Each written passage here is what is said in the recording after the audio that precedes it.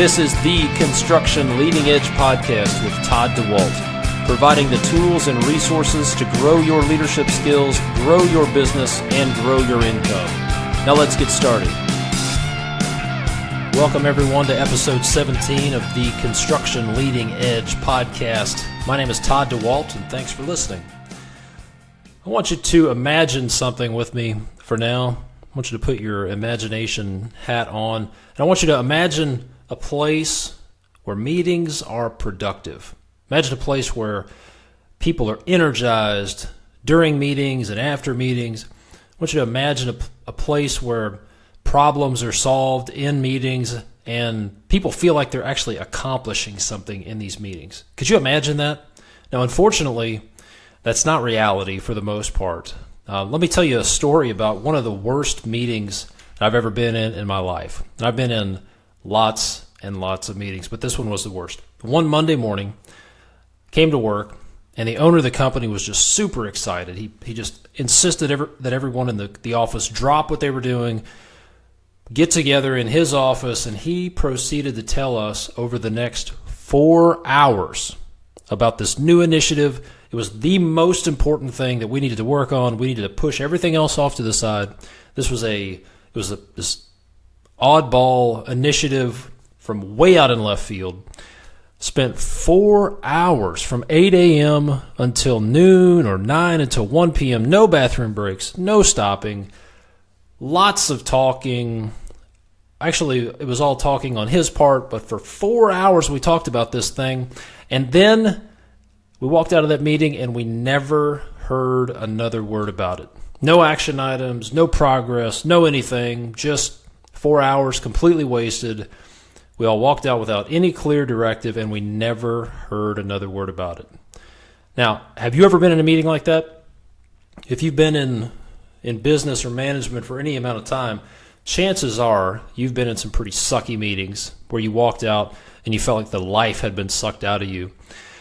I found some interesting but discouraging, maybe even depressing statistics about meetings. A Salary.com survey found that 47% of respondents who took this survey considered meetings their number one time waster. Another study found that 37% of employee time is spent in meetings. Managers attend more than 60 meetings a month. So if you think an hour to 90 minutes per meeting, that's 60 to 90 hours per month in meetings. Here's an interesting one. 39% of meeting participants admitted to dozing off during a meeting. And I would have to say I would probably be in that category too. Over 70% of people who took this survey brought other work to meetings. Some people estimate that 25% up to 50% of meeting time is wasted. The researchers also found that the more meetings employees attended, the more exhausted they felt, and the higher they perceived their workload to be. You've probably been there. You go from meeting to meeting to meeting, and you never have time to do your work. And every time you walk out of a meeting, you get more work to do, but you have less and less time to do it, and it leads to overwhelm. And the last statistic is the average meeting for a small business or a medium-sized business could cost from $750 to $1,200. Now, if this is a management meeting for a large corporation, imagine that, well, to make the numbers easy, assume that the cost is about $100 per hour per person. So if you have a 50-person meeting, that's a pretty pricey meeting. So as you can see, there's a lot of waste in meetings. You've probably experienced wasted time in meetings, and time is money. Now, over the course of my career, I've sat in and led meetings with everything ranging from small businesses with just a handful of employees, with municipal governments. I've led meetings with zoning boards. I've led meetings and sat in meetings with executives from Procter & Gamble, companies like Jones Lang LaSalle, a large real estate services provider, Duke Energy, a large utility company, Tractor Supply, a large retail provider in the agricultural industry, just to name a few. And after sitting through thousands of hours of meetings, which when I think about that, That's kind of depressing that I've sat through thousands of hours of meetings. Some good, most not. I've developed a list of what I call some lean meeting hacks and strategies that will help get twice as much work done in meetings in half the time. Let me say that again. These are lean meeting strategies that stem from lean manufacturing principles. And these lean hacks and strategies will help get twice as much work done in meetings in half the time. So imagine that. Twice as much done in your meetings in half the time. Now, imagine if your meetings were just the right length. Imagine if these meetings accomplished what they needed to accomplish. And imagine if your team felt connected after these meetings and they still had time to get their work done. And then hitting home, imagine that you didn't walk from meeting to meeting wondering when you're going to get your work done. Imagine if these meetings were actually productive and you didn't think that they were a huge waste of time. Now, we're not talking about the land of unicorns and Sasquatches and the Loch Ness Monster. This is not an imaginary land. This is reality. I found some strategies and I found some hacks, meeting hacks that I call them, based on lean principles that you can use in your next meeting. They're pretty simple. There's nothing magical about them, and I believe they can help. So let's start with this. What if your meetings could be 34% shorter on average, a third shorter? That would be your average 60-minute meeting could be cut down to 40 minutes. Now, what that means for the average manager, who some researchers say has an average of 60 meetings a month. So for the average manager sitting through 60 meetings a month, that's getting about 20 hours a month back. Now, what would you do with an extra 20 hours a month that you didn't have to sit through time-sucking meetings? Imagine if your meetings were actually energized you instead of sucking the life out of you. Imagine if there was a way to hold a meeting that would prevent this. Just imagine that. Well, I'm going to tell you my lean meeting hack number 7. This is the stand-up meeting. I'll say that again. Lean meeting hack number 7 is the stand-up meeting. Researchers have found, a study was actually done on this, and they studied a group of people two groups of people were given the same task to meet in groups. One group had tables and chairs in a typical conference room type arrangement. The other group was told they had to stand the entire time, and they didn't even have the availability of any sort of tables and chairs. What they found was the group that stood, their meetings lasted 34%. They were 34% shorter. And they got better quality results out of the stand-up meeting. Now, here's an interesting quote from a gentleman named Dr. J. Keith. And Dr. J. Keith Cook. And he has what he calls the guidelines for more effective meetings. And here's his quote. He says, "The softer the seats, the less effective the meeting. Meeting attendees will get down to business and stay more efficient when they stand, if physically able, for part or all of the meeting." In other words, again, the softer the seats, the less effective the meeting is. Now, this is interesting because I spent a few years of my career remodeling office spaces. Remodeled office space for folks like Procter & Gamble. And one thing I noticed was that conference room furniture was the most comfortable furniture in the building. The chairs were the most expensive. They had the most adjustments. They were the most ergonomically correct. And if you didn't know any better, you would think that people designing those spaces wanted people to meet in those conference rooms as long as possible. The other interesting thing is in conference room meeting software, in places that shared conference room spaces, they would have an online scheduling system for their meeting space, and it would be in 30 to 60-minute increments. So I actually caught myself thinking the same way. I had it in my mind that a meeting needed to last an hour. If you met with someone, to really make it worthwhile, you needed to spend an hour in the meeting, and that's just not the case. If it's a 15-minute meeting, then it could be over with in 15 minutes. But anyway, back to the stand-up meeting. Stand-up meetings have been found to be 34% shorter, and there's actually some interesting research that has come out regarding sitting. Michael Hyatt on his website has an interesting infographic, michaelhyatt.com. If you just Google michaelhyatt.com sitting, you'll find an infographic that has some really interesting statistics specific to meeting. And it says, as soon as you sit down, the electrical activity in your leg muscles shuts off. As soon as you sit down, calorie burning drops to 1 calorie per minute.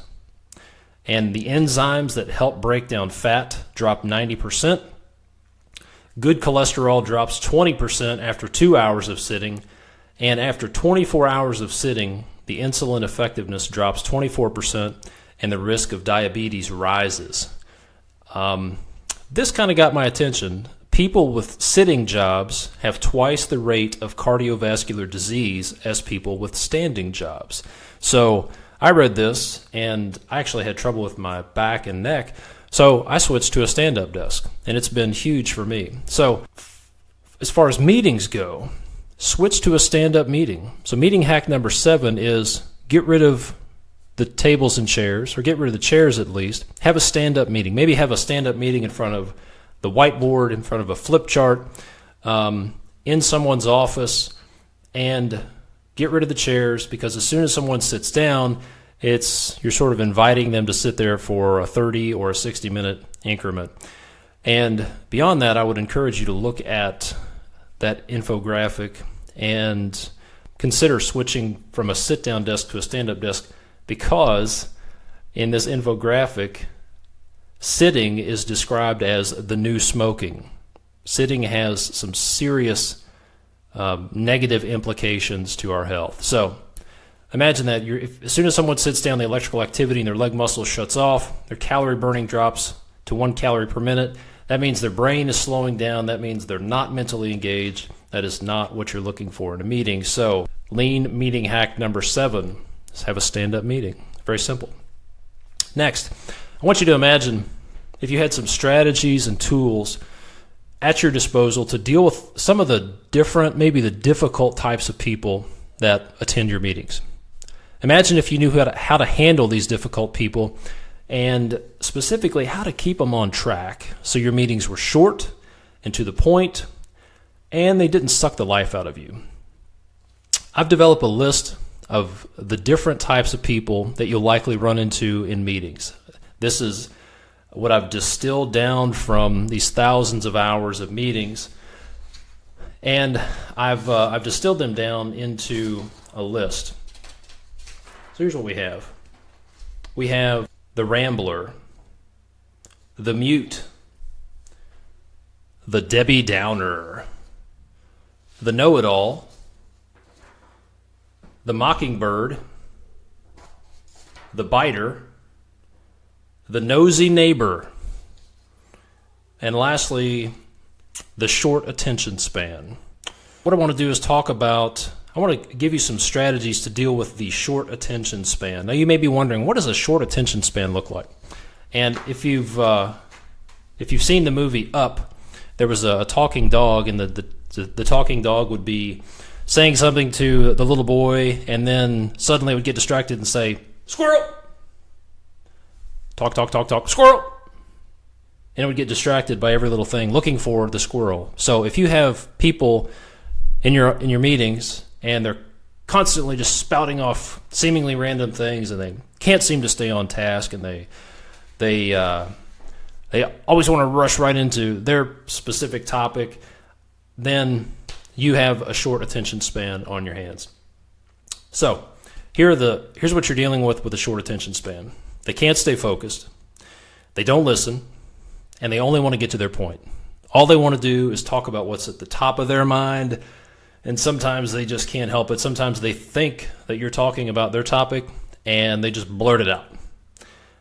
I've dealt with a lot of these. It can be very frustrating, and so I've developed some strategies to deal with this. One of the things we can do for the short attention span, and this is people type number 8 on my list of meeting people types that you're going to deal with, the short attention span. One thing you can do is put them first on the agenda and then turn them loose. Let them say what they need to say, ask them the questions you need to ask them, and then get them out. let them move on to the next thing and go chase the squirrel that they're thinking about. Here's an interesting thing. This comes from Patrick Lencioni's group, the Table Group. A gentleman named Jeff Gibson, who's the vice president of consulting at the Table Group, said this to deal with people with a short attention span. He said, bring conflicts to the surface. Conflict is essential to keeping participants engaged. When a group of intelligent people come together to talk about issues that actually matter, it is both natural and productive for disagreement to occur. Resolving those issues is what makes a meeting productive, even fun. So go ahead and bring those conflicts to the surface early, because what that's going to do is spike the attention of the short attention span. Anytime there's some, it may even tap into the primal fear, the lizard brain, where there's some conflict and there's some confrontation going on, and that's going to get their attention, and it's going to spike their attention and get them focused on what's going on at hand. Another strategy to use with the short attention span, whenever they blurt out something that's not really on the agenda and it's not at the right time, there's a meeting hack that I call the parking lot. This is a lean meeting hack that's called the parking lot, and I'll talk about that later on. The other thing you may have to do with the short attention span is simply leave them out of the meeting.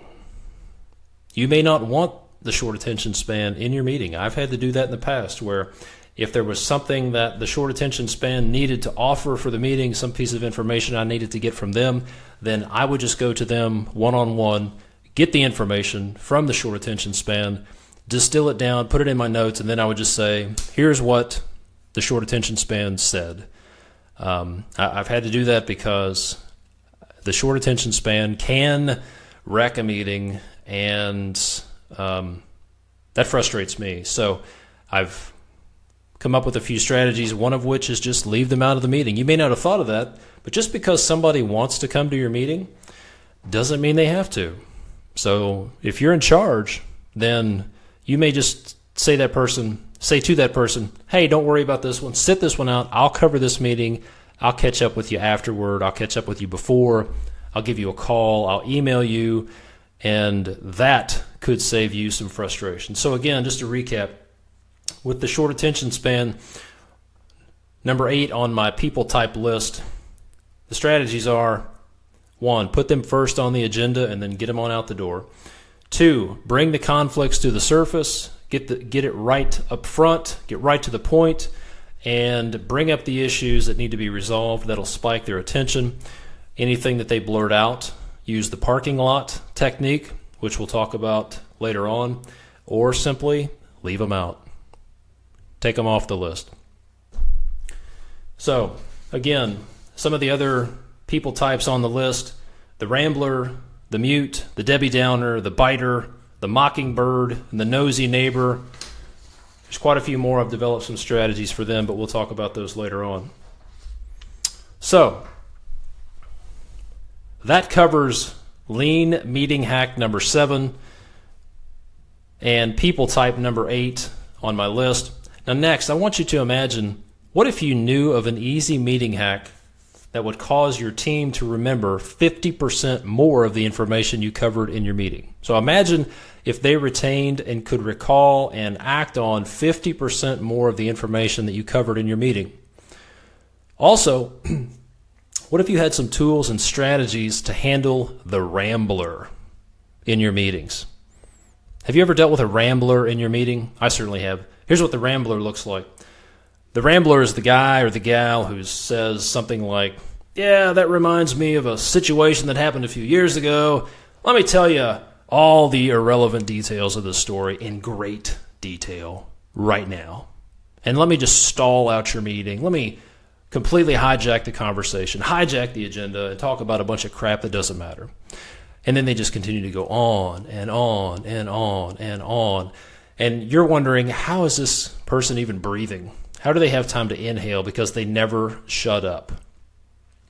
Well, if you'd like to know a way to handle the rambler, I've got some strategies to deal with the rambler. So imagine how much How much do you think your team and the other folks sitting in the meeting would appreciate it if you had the ability to manage the Rambler without making them upset, keep the meeting moving forward, still get accomplished what you need to get accomplished? Imagine how your team would appreciate that, and imagine how much less frustrated you would be.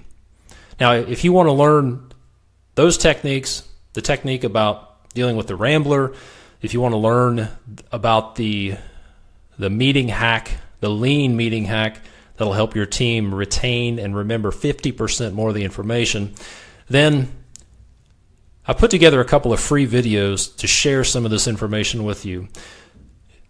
To get access to that, simply go to www.constructionleadingedge.com/meeting to get that information and find out more about the Lean Meeting Mastery Program that I've put together. Again, constructionleadingedge.com/meeting to find out more about the Lean Meeting Mastery Program that I've put together. Now, I've also read an alarming statistic about meetings. That's $37 billion in salary cost is wasted each year in unnecessary meetings. Now, this is not even all the meetings. This is $37 billion in salary cost in unnecessary meetings. Now, just to put this in perspective, I did some research. And just to put it in perspective, Mark Zuckerberg, the founder of Facebook, his net worth is $32.5 billion. So unnecessary meetings each year cost us more than the net worth of Mark Zuckerberg. I've also read that the United Nations estimates that the cost to end world hunger would be about $30 billion per year. So just to put that in perspective, the money wasted every year on unnecessary meetings is more than the net worth of Mark Zuckerberg, and it's enough, according to the United Nations, to end world hunger every year. Now, I have to believe there's a better way. It kind of boggles my mind that something as benign as meetings could cost that much money. But apparently so. Apparently people who do research on this stuff have found that it's that big of an epidemic. And I would say that is an epidemic. Anything that costs us $37 billion. Imagine, just think about how much money is being wasted by your organization. Imagine each person sitting in a room billing out at $100 an hour, and they're sitting through an extra 100 hours of meetings every year that they don't have to sit in. That adds up quite a bit. So I have to believe there's a better way. So again, go to www.constructionleadingedge.com/meeting to get access to these free videos, to find out more about the lean meeting hacks I've put together and the strategies on how to deal with the different people types, and find out more about the Lean Meeting Mastery Program that I've put together. Until next time.